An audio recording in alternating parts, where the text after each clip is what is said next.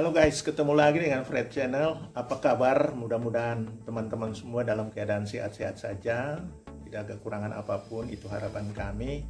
Dan terima kasih karena Anda telah bergabung kembali dengan Fred Channel. Dan kali ini saya sangat senang sekali bertemu lagi setelah sekian lama kita nggak ketemu melalui video saya. Tapi kali ini saya ingin berbicara dengan menjelaskan sedikit tentang bagaimana perbanyakan dari tanaman Calathea. Jadi Calathea kalau kita lihat sini ini punya berbagai macam jenis ya, dan sangat bervariasi dalam corak daun, kemudian dari besar kecilnya tanaman, warna tanaman juga sangat bervariasi. Di sini saya punya beberapa jenis Calathea seperti teman-teman lihat, seperti yang ada pada gambar. Kita lihat sini ada Calathea Roseophyta. Kemudian yang lancip sana, yang panjang itu adalah Calathea lancifolia. Kemudian juga ada Senante Barclaymarsii. Kemudian juga ada Senante setosa, itu daunnya agak kecil, teman-teman lihat. Kemudian ada Calathea Barcemiana. Kemudian ada Maranta leuconera. Ya, kemudian ada Calathea loisai. Ya, ini ada beberapa jenis yang ada yang warnanya kekuning-kuningan, itu cantik sekali, menarik sekali. Kemudian ada yang warna hijau ini. Kemudian ada juga Calathea fasciata. Calathea fasciata ini termasuk mahal, daunnya agak tebal. Kemudian dia termasuk juga sangat mahal, mungkin karena agak sulit untuk dikembangkan, daunnya agak tebal. Kemudian ada di sini Calathea silver plate, ya. Ini baru saya kembangkan, jadi baru melalui pemisahan sehingga dia belum begitu segar. Kemudian ada juga Calathea ekor merak, yaitu juga termasuk dalam Calathea Roseophyta yang ekor merak, ya, corak daunnya sangat menarik sekali. Anda lihat sini di belakangnya itu seperti ekor merak, sangat menarik.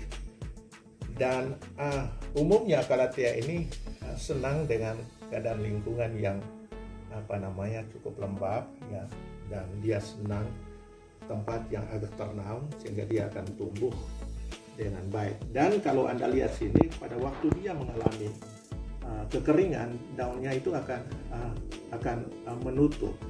Banyak orang sebut juga dikenal sebagai tanaman tanaman doa atau prayer plant.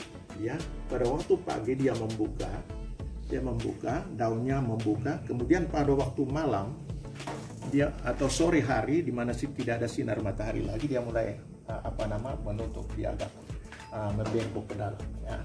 Di sini saya akan menjelaskan kepada teman-teman semua bagaimana cara perbanyakan dari tanaman ini.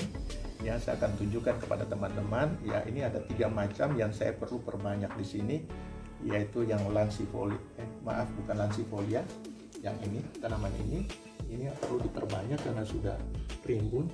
Kemudian ada ini juga saya perlu perbanyak, ya. Nah, bagaimana cara perbanyak? Teman-teman lihat, ini sudah harus diperbanyak, anakannya sudah banyak sekali. Dan kalau saya biarkan seperti ini perkembangan tanamannya ini akan sangat lambat dan tertekan pertumbuhannya. Oleh karena itu saya perlu perbanyak, ya.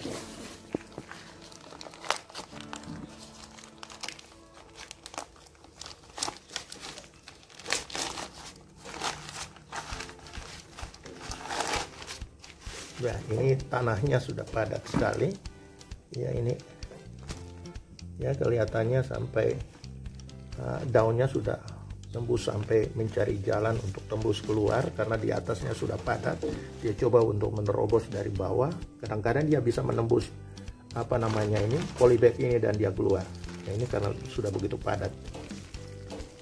Nah, ini teman-teman lihat daunnya keluar, tunas-tunas barunya banyak sekali. Ya, jadi ini caranya hanya simpel aja, yaitu melalui pemisahan anakan, ya. Ini semuanya yang saya bisa. Nah, ini sudah bisa saya tanam, ya. Ya, ini sudah bisa menghasilkan 1, 2, 3, ya. Jadi ini enggak sulit untuk diperbanyak, tinggal di lepas aja ya teman-teman, ini tinggal dilepas. Tinggal kita tanam ya. Jadi ini saya langsung tanam ke polybag yang kecil saja. Ini nggak sulit tentangnya. Tanah yang saya gunakan di sini adalah tanah dari berasal dari tanaman kelapa sawit ya. Hasil sisa-sisa pelapukan dari tanaman kelapa sawit dicampur dengan sedikit bahan organik yang berasal dari kotoran ayam. Jadi ini tidak terlalu sulit untuk diperbanyak, cukup itu ya. Jadi nggak sulit. Jadi ini tinggal teman-teman tanam aja seperti ini, dia akan tumbuh, tidak terlalu sulit seperti ini ya. Jadi itu ya. Ini. Kemudian saya perbanyak, ini satu jenis lagi yang perlu saya perbanyak di sini adalah Calathea. Ini juga perlu diperbanyak ya. Ini Calathea loisai ya. Bisa teman-teman lihat, ini juga sudah cukup banyak, anakannya. Ini perlu diperbanyak ya, paling tidak 6 bulan ini harus sudah bisa diperbanyak. Setiap 6 bulan kita ganti dengan media baru. Sehingga dia tidak tertekan pertumbuhan karena terlalu banyak anakan di dalam polybag.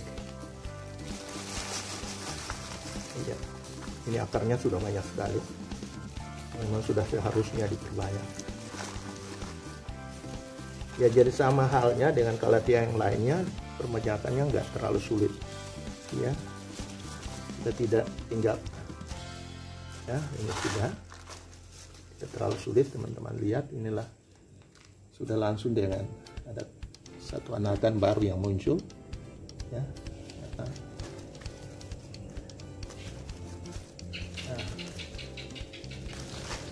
Ya, jadi ini tidak terlalu sulit ya. Kadang-kadang kita perlu bantu juga dengan pemangkasan akar, ribuan sebagian ya, seperti ini, dan langsung ditanam. Saya tanam pada polybag yang agak besar, karena ini termasuk Calathea yang pertumbuhannya atau tanamannya agak besar. Seperti ini tidak terlalu sulit untuk ditanam. Ini cukup satu aja ya.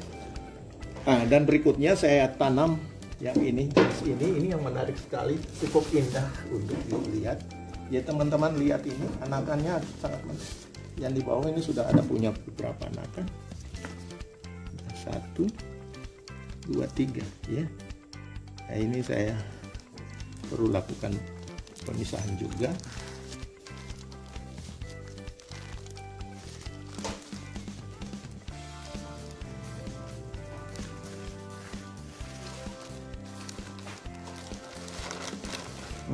Akarnya juga sudah banyak.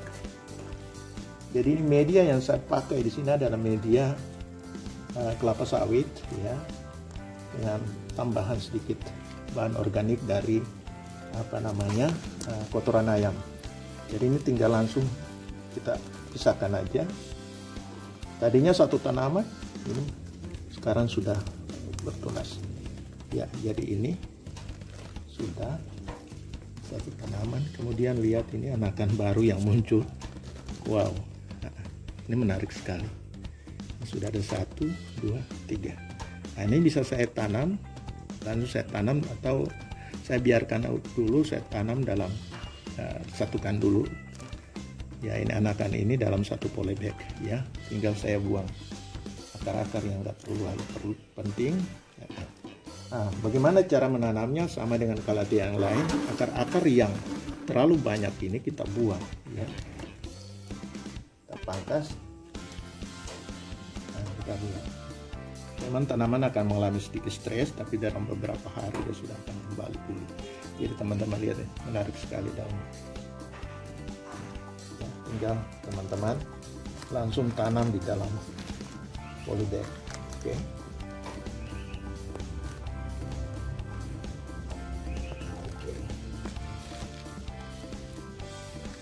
Dia tidak akan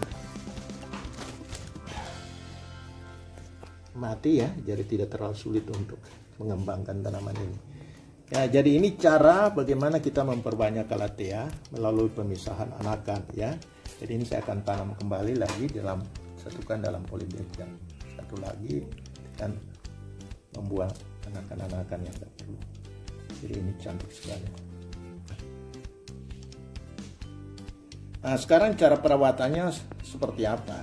Teman-teman, apa yang harus saya lakukan setelah saya tanam? Yang jelas bahwa setelah itu saya perlu siram dulu. Ya, ini tanaman ini termasuk dia tanaman yang senang dengan tempat-tempat yang ternaung. Ya, senang dengan tempat-tempat yang kurang mendapatkan sinar matahari. Ya, memang tempat tumbuhnya aslinya adalah di bawah pohon-pohonan atau di bawah pada tempat-tempat ternaung ya. Senangnya seperti itu. Nah, jadi jangan teman-teman tempatkan pada tempat yang terbuka atau kena sinar matahari langsung. Nah, kemudian dia menghendaki kelembapan yang cukup tinggi. Seandainya teman-teman tempatkan di dalam ruangan, ya harus pikirkan juga tentang kelembapan udara. Paling tidak di atas 80%, 70-80% ke atas itu perlu. Kalau memang rasanya kalau misalnya tidak terlalu lembab, kita bisa pakai yaitu humidifier, yaitu alat khusus yang untuk meningkatkan kelembapan udara di dalam ruangan. Itu bisa kita pakai. Kalau tidak, maka tidak lembab, maka jelas bahwa daun-daun ini akan menutup, dia akan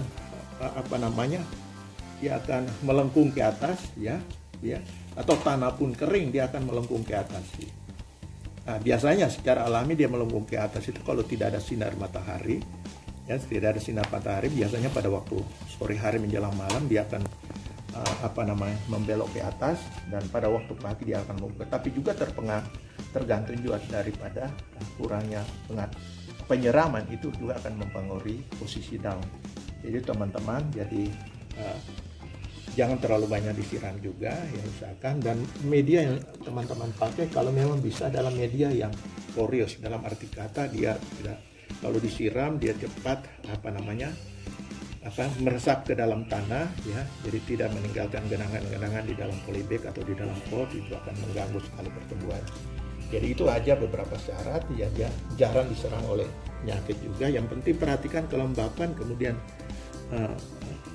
sinar matahari. Jadi tanaman ini pun bisa ditempatkan di dalam ruangan ya, dan dia senang dengan sinar matahari yang tidak langsung. Dia bisa tempatkan dalam ruangan. Jadi itu teman-teman beberapa cara yang harus kita perhatikan di dalam pemeliharaan tanaman calathea.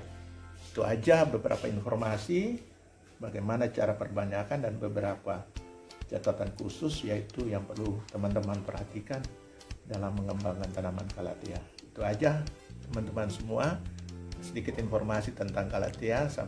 Jangan lupa subscribe, dan kita akan ketemu lagi pada informasi tentang tanaman hias lainnya. Itu aja, sampai kita ketemu lagi. Bye.